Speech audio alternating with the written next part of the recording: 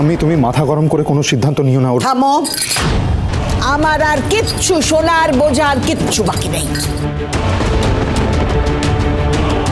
তোমার কথায় ওকে আমি একটা সুযোগ দিয়েছিলাম দাদু ভাই, তোমার জন্য ওকে জায়গা দিয়েছিলাম আমি এই বাড়িতে, কিন্তু এই সুধা প্রমাণ করে দিয়েছে যে ওর মতো মেয়েরা শুধু ঘর ভাঙতেই জানে, ওরা চিরকাল শুধু ঘর ভেঙেই যাবে, সুখে সংসার সাজানোর ক্ষমতা ওদের নেই।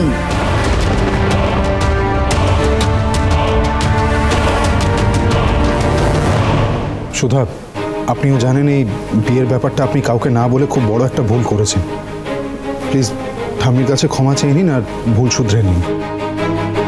শুধু মুখে ক্ষমা চাইলে তো হবে না, আজ সুধাকে স্বীকার করতে হবে। আমাদের সবার সামনে সুধাকে স্বীকার করতে হবে ও আমাদেরকে না জানিয়ে যে কাজটা করেছে সেটা খুব বড় অন্যায়। সমাজ সংস্কার করতে গিয়ে খুব মহৎ হতে চেয়েছিলে না? সেটা যদি না চাইতে তাহলে আজকে এতজন লোক এ বাড়িতে ঢুকতো না আর মিডিয়ার সামনে আমাদের পরিবারের নাকটা কাটা যেত না। শুধু তোমার জন্য আমাদের পরিবারের সম্মান নষ্ট হয়েছে, আর এর ফল তোমাকে ভুগতেই হবে। শুধু চুপ করে থাকবেন না, ক্ষমা চেয়ে নিন প্লিজ। আমি যে দোষ করিনি তার জন্য আমি ক্ষমা চাইব না মিস্টার বসু মল্লিক।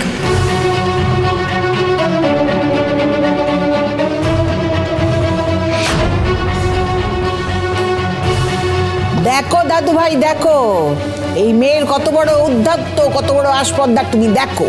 বলছে ক্ষমা চাইবে না, এখনো বলছে যে ভুল করেনি। আর ও তো এটাও বলে রেখেছে যে ও স্বামী যতক্ষণ না ওকে বলবে ততক্ষণ ও এই বাড়ি ছেড়ে কোথাও যাবে না। এসব ছল চাতুরি করেই তো এতদিন এই বাড়িতে নিজের জোর খাটিয়েছে ও, কিন্তু আর না।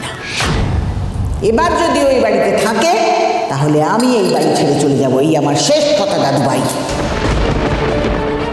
ঠাম্মি প্লিজ তুমি শান্ত হও। ঠাম্মি প্লিজ তুমি একবার বৌদির কথাটা বোঝার চেষ্টা করো। ঠাম্মি সব বুঝে গেছি আমি, তাই এইটাই আমার শেষ সিদ্ধান্ত। দাঁড়ান ঠাম্মি, এটা আপনার সংসার ঠাম্মি, আপনি কেন কোথাও যাবেন? আমি জানি যেদিন থেকে আপনি জানতে পেরেছেন আমি একজন ডিভোর্সি, তারপর থেকে আপনি আমাকে এই বাড়ির থেকে বার করে দিতে চেয়েছেন। আপনার সেই ইচ্ছেটা আমি নিজে পূরণ করব ঠাম্মি, আমি নিজে এই বাড়ির থেকে চলে যাব।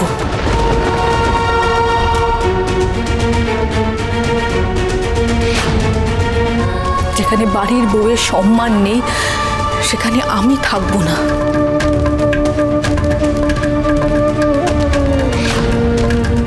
তবে যাওয়ার আগে আমি এই বাড়ির মেয়েদের মনে যে প্রতিবাদের বীজ পুঁতে দিয়েছি,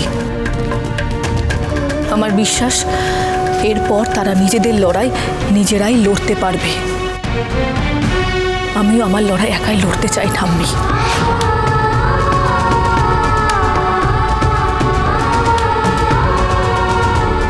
অসম্মান অপমান আমি 2 বছর আগেও মেনে নিইনি মিস্টার বসু মল্লিক, আজও মানব না। আর এই বাড়িতে আমার যা ঋণ আছে সে সব আমি শোধ করব। আপনি আমার বাপের বাড়ির ছাদ বাঁচাতে যে 30 লক্ষ টাকা দিয়েছিলেন সে সব আমি সুদ সমেত ফেরত দেব। আর এটা প্রমাণ করে দেব যে আমি কখনো মিথ্যে বলিনি, আমি মিথ্যে ছিলাম না। আমার জন্য বসু মল্লিক পরিবারের দিকে যে আঙুল উঠেছে, যা কলঙ্কের দাগ লেগেছে সে সব আমি মুছে ফেলব। দরকার হলে আমি থানায় যাব, বয়ান দেব, প্রমাণ জোগাড় করব যে বিশুদা মিথ্যে কথা বলছে। আমি আমার মতো শিলাদিকে এই সমাজের চাপের মুখে পড়তে দেব না।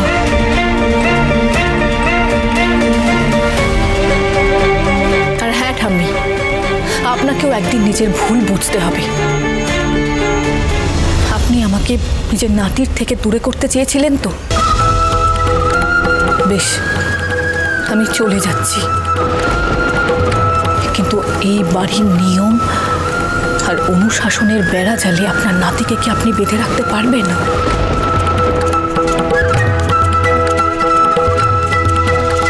সুধা, সুধা আপনি কোথাও যাবেন না, আমি যেতে দেব না আপনাকে। না মিস্টার বসু মল্লিক, এই লড়াইটা শুধু আমার নয়, এই সমাজে আরো অনেক মেয়ের জন্য লড়াই। আমাকে এই লড়াইটা জিততেও হবে।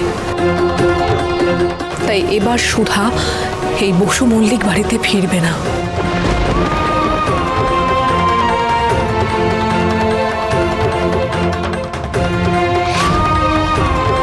যতদিন না আপনি আমাকে এই বাড়িতে ফিরিয়ে আনছেন। এমন দুরাশা রেখো না, কারণ সেদিনটা কোনোদিনও আসবে না। আসবে ঠাম্মি, এটা সুধার বিশ্বাস। চলো এখান থেকে। অমলদা এসো।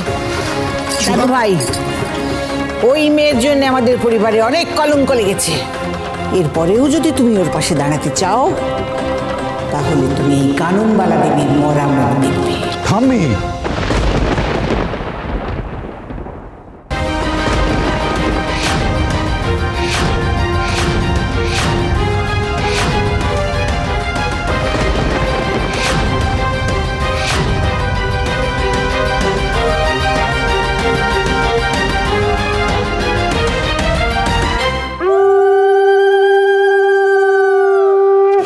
কোজাগরি লক্ষ্মী পুজো, বাড়িতে একটাও আলো জ্বলছে না।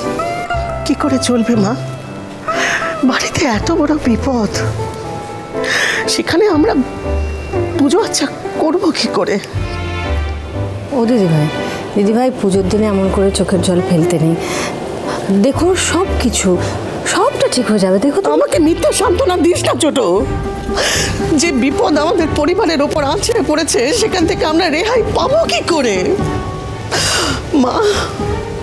মা গো, আপনার ছেলে যে বিছানা নিয়েছে মা, আর আমার ছেলেটাকে জানি না ওই পুলিশ কি অবস্থা করছে, জানি না, আমি কিচ্ছু জানি না। দিদিভাই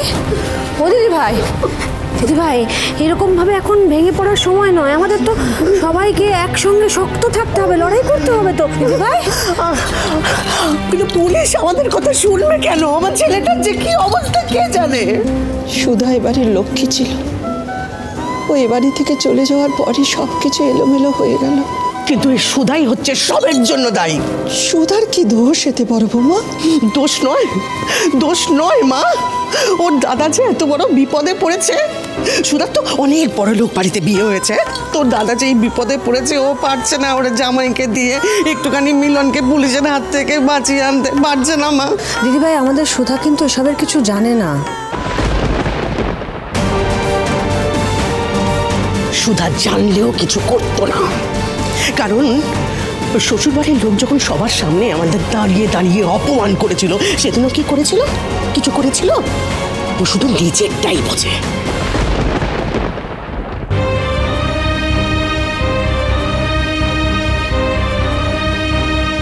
এই কটা দিনে আমি এই বাড়ির সাথে নিজেকে অদ্ভুত এক মায়ায় বেঁধে ফেলেছি। তবে আজ আমার এখান থেকে চলে যাওয়ার পালা। আমার দৃঢ় বিশ্বাস, একদিন না একদিন আমি এই বাড়িতে ঠিক ফিরে আসব। যার কথায় আমাকে এই বাড়ি ছেড়ে, মিস্টার বসু মল্লিককে ছেড়ে, এই পরিবারের সবাইকে ছেড়ে চলে যেতে হচ্ছে, সেই ঠিক আমায় এখানে আবার ফিরিয়ে আনবে।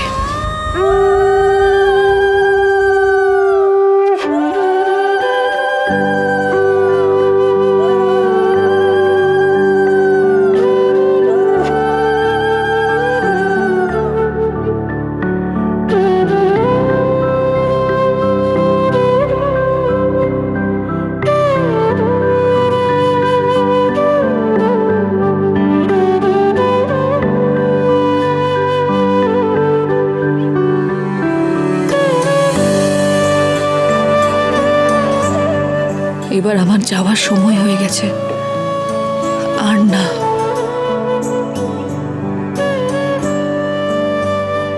সুধা,